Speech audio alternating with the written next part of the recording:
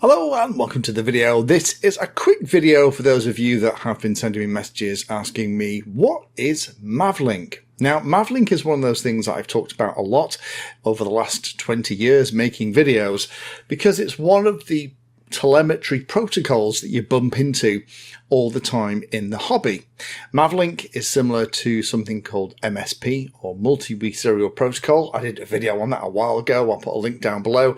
MSP and MSP DisplayPort are what things like this quad running iNav or Betaflight are mainly going to use. And it's there to send information from one device to another. So a common use on quads and planes like this is to send MSP multi-weak serial protocol information from the flight controller to something like the DJI Walk Snail or HD0 HDFPV system at the front to create the on-screen display. But back to MAVLink. So what is MAVLink? Well, MAVLink is just another one of those protocols. It's been around for quite a long time, since I think the wiki article I read said it was developed about 2009. And MAVLink is a very clever protocol. I'm not going to get into the weeds because you can read all about MAVLink in the detail. It's all to do with the way that the headers are constructed and that the acknowledgements are done. So it's a very robust, stable protocol. Now, we're actually these days running something called MAVLink 2.0. I'll talk about the differences between the original version and the version we have now. And it's normally associated more with things like Pixhawk style flight controllers, QPilot Orange Pluses, things like the Holybro 6C, 6X. So it's your Ardu pilots, it's your PX4 kind of family. That's traditionally where you've bumped into it, and it kind of does the same job. But it's now starting to appear in other technologies, things like iNav and other stuff too. So what is MAVLink used for? Well, MAVLink is used internally to communicate between different parts of the system. Like I talked about MSP being used to create the on-screen display for HDFPV. MAVLink can do the same thing. In fact, some of the newer HDFPV technologies these days use MAVLink. But more commonly, MAVLink is what you are talking to the model that's running something like Ardu Pilot or PX4 when you plug it into your computer and open ground station software. That's typically going to be things like Mission Planner or Q Ground Control.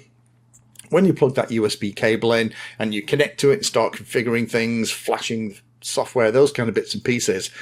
Once it's set up, you're actually talking MAVLink over that cable. The other thing you can do is you can send and receive MAVLink information using dedicated radios, and I've done loads of videos on these in the past. Things like the RFD 900 are typically what the professionals use. However, there are lots of cool things like the Kahuna from Beyond Robotics that I've looked at in the past. That's a little dongle that you can attach that will then send the MAVLink information over a Wi-Fi hotspot, so you can just have something like Q Ground Control on your little Android phone or your tablet, connect to that Wi-Fi access point, and you've got instant information coming down onto the tablet or phone about what's happening with your model. However, there are lots more MAVLink things starting to appear. So you can embed MAVLink telemetry as part of Express LRS, and then you can also share it wirelessly to a ground station. I've done videos on that. Again, I'll pop a link down below. But there's also something called MLRS, which the M stands for MAVLink, and it's another LoRa-based radio system like Express LRS, but this time the focus is on MAVLink. And because the focus is on MAVLink, and MAVLink isn't just one of the telemetries that it can do, the throughput and the baud rate and the bandwidth is a lot higher using MLRS. Now, most of the time, you're going to find that MAVLink is only used when you're connected via a USB cable and setting everything up. And it does, though, have a lot of other benefits. You can use it for RC control.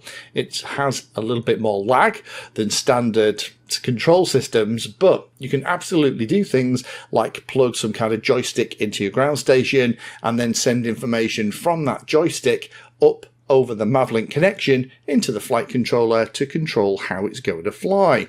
But it also allows you to send and receive data while the model is flying around as well, or if it's a boat or car pooching around on the ground, that you can actually change things dynamically. You can upload and download information, and as well as just using it to monitor the system. And that's what a lot of the latest radios that are kicking around, things like the new AX12 from Radio Master, have a little Android device at the bottom where you can load something like Q ground control, and then you can have your MAVLink telemetry exposed directly into it, and you've got like your ground station in the palm of your hand.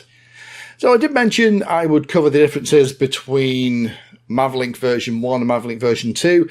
You're not going to bump into a lot of MAVLink version 1.0. MAVLink version 2, the messages are a little bit longer. That allows additional information to be sent along with those messages.